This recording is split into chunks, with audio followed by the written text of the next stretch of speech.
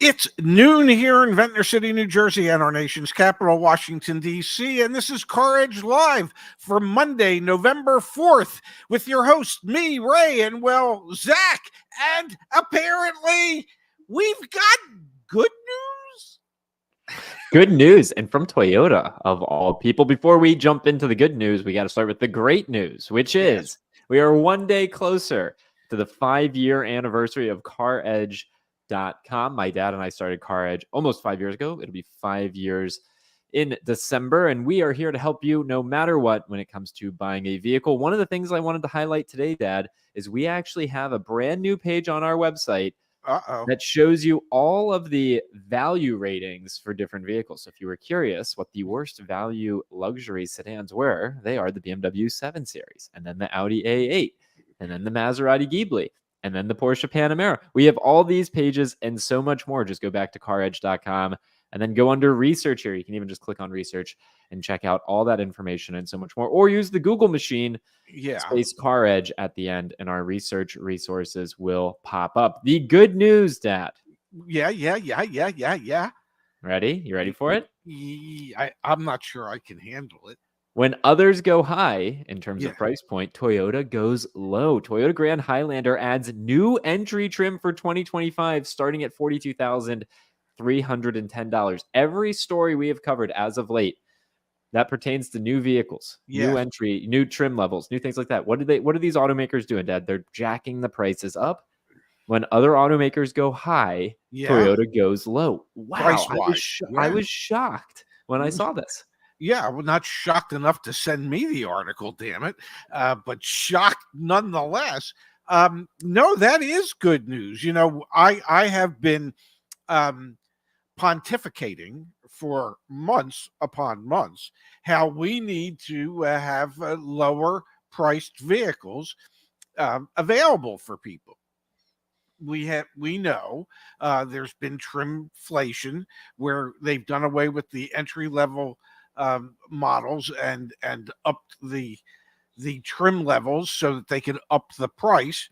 And we also know that there are fewer and fewer people in the marketplace because there are fewer and fewer people who feel like they can participate.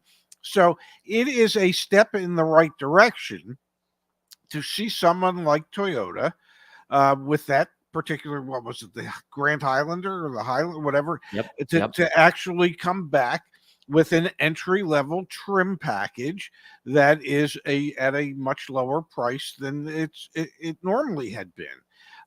Still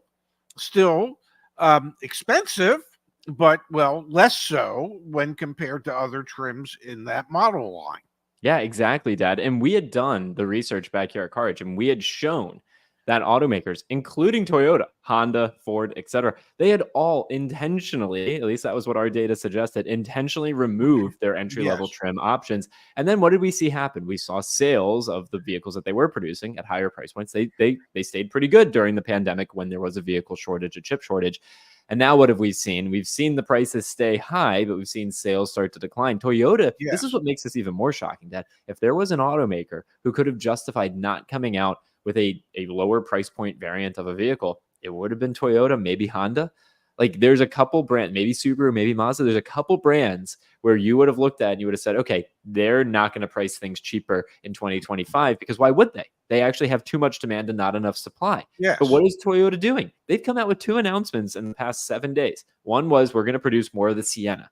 We know One was, we know they're going to produce more of the Sienna. We know that customers want the Sienna. The other is, we're actually going to introduce an even more cost competitive, price competitive Grand Highlander option. Toyota's crushing it, man. Toyota's doing so good. Do you think that has anything to do with the fact that Toyota's sales declined 5% in October compared to October a year ago? Could that have something to do with it? I mean, there weren't very many brands that went backwards in October, according to the latest sales data that we have from Automotive News. But Toyota they went backwards 5%. And I sent you a thing this morning. I said, my goodness, look at what Mazda has done. It is just unbelievable. So maybe maybe Toyota's beginning to realize to a certain degree that they are not perceived as much as an affordable vehicle as they had been in the past, and that's what's impacting their sales numbers going down instead of up. You are right. There are very few brands that actually saw their sales go down in the month of October, and Toyota's sales were some of them. Let's actually transition over there, Dad. We have Yes, again, the big headline this morning is the fact that Toyota is introducing a lower trim option on the Grand Highlander starting in 2025 that has a lower MSRP, something we have been harping on for a long time when it comes to new cars. Is we need lower MSRPs, we need more options that are more affordable for customers. Now, that being said, let's look at the October sales data. We have that data right in front of us, Dad. Ford, and the chart or the column that we're going to look at here is the October change. Okay, that's yes, the one that we're most interested in. We can look at the past 10 months of the year, but let's just look year over year. Ford sales actually up 15.4% year over year for October. So Ford definitely pushing the incentives and able to sell more vehicles. You've got yes, Honda sales going up 2.1%. Acura sales were down, but Honda sales up. Hyundai Kia, Dad, up 17.4% year over year. And it's kind of across the board. A real yes. banner month for Hyundai Kia. And again, a lot of that has to do with incentives. Hyundai and Kia are selling a ton or leasing a ton of electric vehicles right now. Why? Because their price points are so aggressively low. And then Yes. there it is, Dad. Mazda sales up 58.7% year over year for the month of October. Why Mazda? Why are people turning to Mazda? Well, I think because Mazda has developed a reputation as being a good quality value for money brand. Whether you start with the 3 Series and then work your way up, they have a number of vehicles in their product line that are sub $30,000.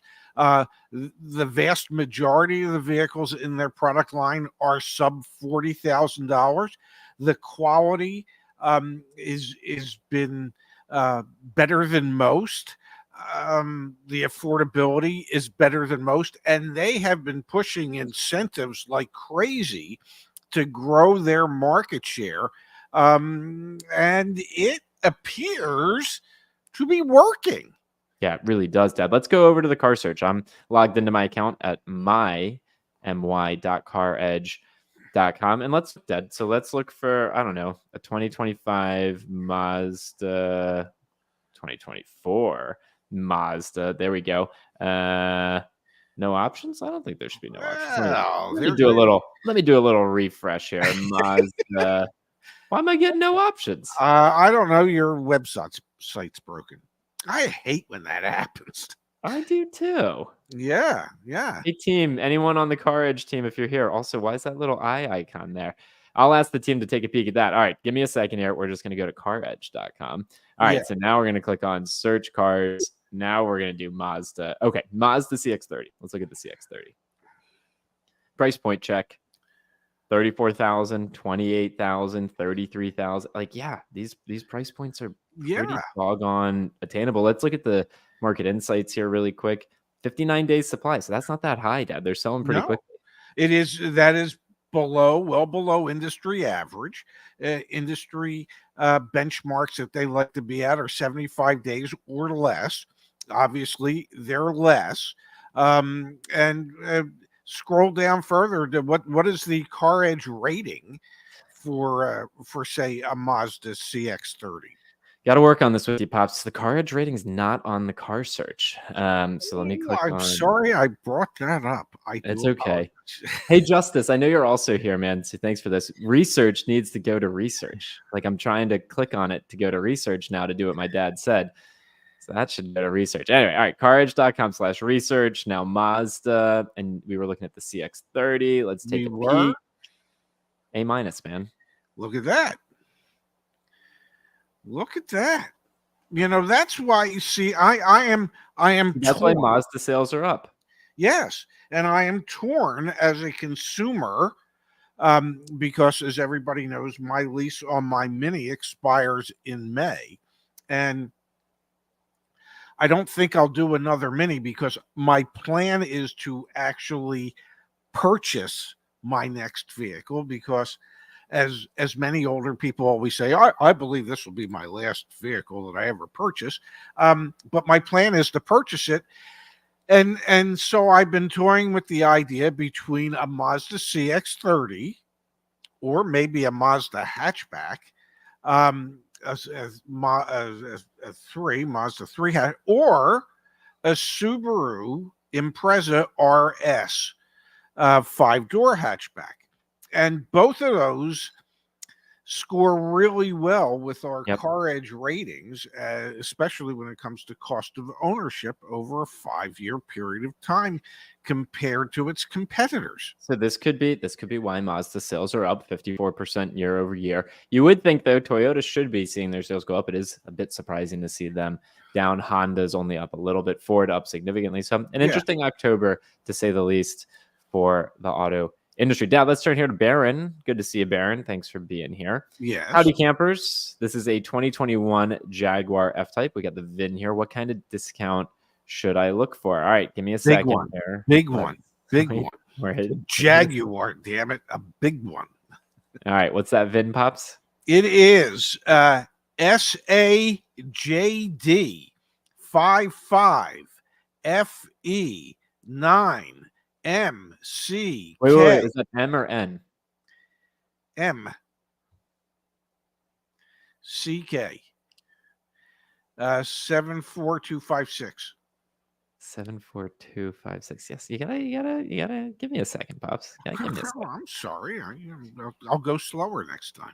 All right, 2021 Jaguar F-Type R. 72 days on the market. You can see we don't have enough data on this particular vehicle to come up with 0 days. So we don't have enough. We don't have enough data on this thing. Let's go to the so they got the only one in the United States. What do you think? What do you think when they got the only one and somebody comes calling for it? But it's a Jaguar, damn it. Just be careful. That's all. Oh, what a pretty car. You know whose ass would look good in that car? Dad, please don't say that on the show. What? Whose? Mine. The only problem would be with the top down and the hearing aids. The wind whipping over my hearing aids would be so annoying. But damn, I do love a nice convertible. All right, but Dad, can we help Baron out? How would you think about trying to negotiate this or figuring out even what a target discount is? Or are you just saying, hey, when it's the only one in the country, you're kind of SOL? Well, you can play hard, you can try, go in at 5,000 off or 7,000 off, see what they come down if they come down. But if there are no others out there, you're pretty much SOL. Yeah, I think that's the unfortunate reality when you're looking at something as limited, rare as that. Yeah, that reminds me of one of my old owners that I worked for. That his theory was we're going to hold on to it long enough so that it's the only one left in the country, and whoever wants it's going to pay my price. Yeah, that's exactly who you worked for a period of time. And there's other dealers that think about it entirely differently. Yes. But when it's a used car, some of the tactics we talk about for new cars just don't work for used cars because there's only one. Every used car is actually yeah. You can say, oh well, there's comparable used, but there's no two used cars that are exactly alike. Yeah, let's talk about one big thing that's starting to impact the auto industry and should be a good thing for consumers because it's more pain for dealers, creates more opportunity for consumers. This was an interesting headline. First time small dealers struggle with floor plan loan approvals. Let's break this down. Let's help our community understand what's going on right now in the car business. Dad, floor plan, can you explain what floor plan is and why this is such a big deal? Floor plan is the line of credit that dealers arrange with lenders so that they can finance their inventory, and then they pay monthly for the for having the opportunity to finance their inventory. And the problem is that for many first-time small dealers, most of the banks are saying the amount of floor plan you want is just too low. Banks don't want to be in the floor plan business unless, I don't know, you're saying you need like $15 million or more. And less than that, they're like, It's just not enough. We can't make enough money on that. And what that does is it's going to take dealers out of the market. Like for instance, um, this young man was trying to buy a small Chevrolet store. When I say small, I mean small. It was a profitable store, sold 120 new cars a year and 240 used cars a year. That is not a lot of cars, but it was profitable. And this young man is a very aggressive manager. So going in that if he buys a store like that, he's going to be very aggressive to grow it, which means he will become more aggressive in pricing to get more business. He should be able to grow that dealership to where he's going to need a larger floor plan line of credit. But there weren't any lenders out there that would give him the initial floor plan line of credit that he required so that he could be aggressive and grow the dealership. Now, if he's going to be aggressive, that means the prices are going to be cheaper for the customers out there looking to buy those cars. So here's a situation where you have a dealer that a first-time dealer that wants to buy a dealership, that would want to be aggressive, that would want to create lower prices so that they could build their business, which would be beneficial to the customers. But he can't do it because he can't get the floor plan line of credit that would allow him to finance his initial inventory.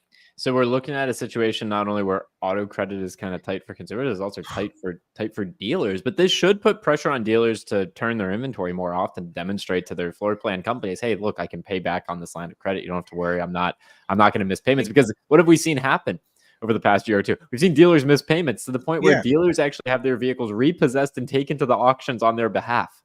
I could understand at a CDJR dealership that somebody that was trying to buy a small. This was a Chevy dealership, for goodness sake. But the banks weren't interested because the floor plan he was going to need was probably $5 to $10 million, and that's below their standards. So if you can't look at them and go, I'm going to need to borrow $15 million. Then they don't want to talk to you, and that's crazy. Let's jump back here to the chat pops. We've got from Brian. Can you add the Mazda CX-5 info on your website? It's missing. We are going to do a big refresh before the end of the year. At least that's the goal. We're also working on a brand new car comparison capability and functionality. So a lot of work going on behind the scenes. I know my dad's very excited about that. So we'll get new models in eventually, but we're working on getting some other stuff out into the world sooner. Aaron's got a great idea. I would love to see IIHS and NHTSA safety ratings added to the website. I love that idea too. Yes. That's a great idea. If you have other ideas for how we can make like the research hub that we're building even stronger, even better, share it here in the chat with us. It means the world. From Core Guy. Thank you, Core Guy. Pops. How is Core Guy today? Been a minute since we've seen Core Guy. Good to see him here. Pops, buy a 2016 Toyota Sienna with the V6 limited trim. You will love the space, and they are perfect for driving your 8 future grandkids around. Well, there's one future grandchild, and so I don't know that she's going to need all that room, but whatever. Yeah, maybe. Would you drive a 9-year-old Toyota Sienna? I do remember. There was a time when we bought a Pontiac Transport, which was Pontiac's version of a van, and I have to admit, I hated that van. I hate vans. Okay, I am not a fan of vans. I like sport wagons or sport hatchbacks, but no. So no. I wouldn't drive a 9-year-old one. I wouldn't drive a brand new one. Let's see if we can help out Matthew. Good to see you, Matthew. Thanks for the kind contribution. Ray, the Jaguar supercharged V8 paired with the ZF8 Auto is fairly robust setup. Nice noises. As for you, how about the Toyota GR Corolla hatch? That could be you, Pops. Yeah, maybe. I doubt it.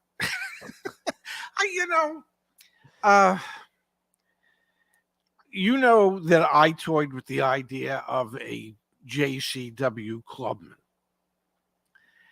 And then I I thought to myself, what the hell do I need that for? I Yeah, don't you drive just don't anywhere. drive, Dad. You just don't drive. So that's why I'm thinking along the lines of a boring Impreza RS hatchback or a Mazda CX-30. And I've Let's take seen Noah, Dad. people have suggested I look at the Honda Civic SI. It's a manual. I don't want to do a manual. Let's help Noah, Dad. You've been doing a bunch Okay. of research for cars, right? You're in the market. Let's help Yeah. Noah out. Thank you, Noah. Very Yeah. kind. $30,000 budget. Need to be able to fit a family of 4 comfortably. All-wheel drive, either new or used. What would you look at? All right, Dad. So CX-5. Okay, so you're saying Mazda CX-5? Absolutely. Your sister and brother-in-law have one. Fit a family of 4 comfortably. Theirs was under $30,000. You'd get a new one. I would. They've got programs. Mazda's doing their best to buy market share at the moment. So, why not? Yeah, I'd be doing the same thing too. Go check it out, CarEdge.com/Mazda/CX-5. Noah, I think that's a good one. I agree with my dad. I would look at the CX-5. Baron says, thanks for all the info. I'll try for $7,000 off. I love that. Yeah. Shoot for the stars. Land on the moon. The truth of the matter is, and you've heard me say this a zillion times, you can't get what you don't ask for. So, yeah, ask. What's the worst they can say? No? Okay, then you'll ask for a little less, but ask. Start at 10 grand. Ask. You don't get what you don't ask for. Exactly.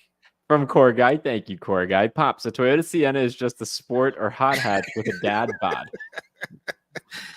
Not my dad bod. I don't think you have a dad bod, Dad. Oh, I've got a fat dad bod. Yeah, you've got the fat dad bod. No, there is no van in my future, Toyota or otherwise. There is no. All right, Dad, we had from Irish 6 here, besides safety ratings, an additional add the number of recalls in dealer service bulletins issued on cars. That's a really good idea. Yeah. Again, the page I'm talking about, guys, is if you're unfamiliar, we have CarEdge.com/make/model. And we're really building out these pages to be like your go-to place to learn more about a particular vehicle. We've got an overview of the vehicle. We've got pricing. I kind of wish this navigation went down the page with me. Lease deals. We've got all the specs for the various different trim options here. We've got the warranty information. We've got your cost of ownership, and all of this you can click into, right? So you could see, okay, what's the maintenance going to cost on that Mazda CX-5? What's the likelihood of a major repair? Like, what else do you want to see? Because I am committed to making this stuff even more useful. I'm really excited about that. So keep sharing what you're interested in seeing there, and we'll put our heads together and make it happen. Dad, I've got one more for us today, which is around vehicle subscriptions. I was contemplating doing this as our favorite segment, but we won't. Volkswagen, VW, on the heels of great press over the past few weeks, they are now leaning into vehicle subscriptions. Many automakers have tried this over the past decade or so, trying to get consumers to subscribe to cars. I know you had a chance to look through this article. What do we need to know about the future of subscribing to our cars? And do you subscribe to this as a great idea? Personally, I think it's a great idea. I thought it was a great idea when manufacturers came out with it a few years ago. Volvo kept theirs going, I think, until this past August or so, and it was actually profitable. The idea of being able to do a subscription for a new vehicle. Why are you supportive of subscriptions? Help us understand, because I generally think subscribing to things is like a money trap. To be very clear, we offer CarEdge Insights as a subscription. Every month we refund people because they forgot to cancel. So I think subscriptions are money traps, man. You got to be careful. No, but this is a different type of subscription in the sense that for $599 a month, you get a car. It covers maintenance. It covers insurance. It covers 1,000 miles a month of driving. That's all in for $600 a month. Okay. The only thing left is fuel. Mm-hmm. So you're not worried about the depreciation. You're not worried about any of the maintenance costs.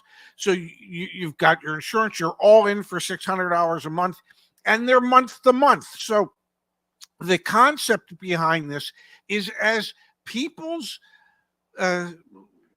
lives change. You know that I have said to you that I like living where I live in the summer, and I would like to live, say, in Las Vegas for 6.5 months out of the year. Well, I don't want to have to get my car from here to Vegas. So if I did subscriptions here and in Vegas, it would make my life easy.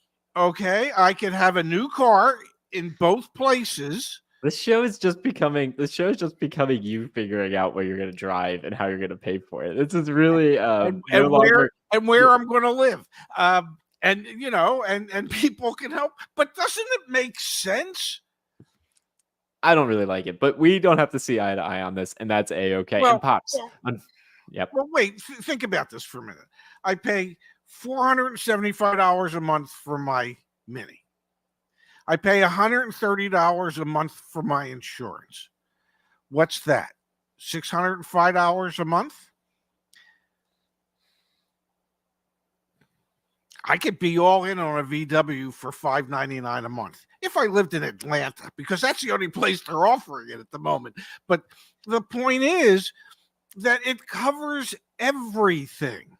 Yeah, there is some luxury. That's what I liked about it when Volvo did it, and it's basically a month-to-month situation. Totally get it, Pops. Totally get it. Hey, I didn't tell you this before the show, so I'm sorry. Unfortunately, I need to duck out a minute early here. So let's call it a show, Dad, if you don't mind. We'll be back tomorrow. You're just tired of me trying to figure out what I'm going to drive and where I'm going to live.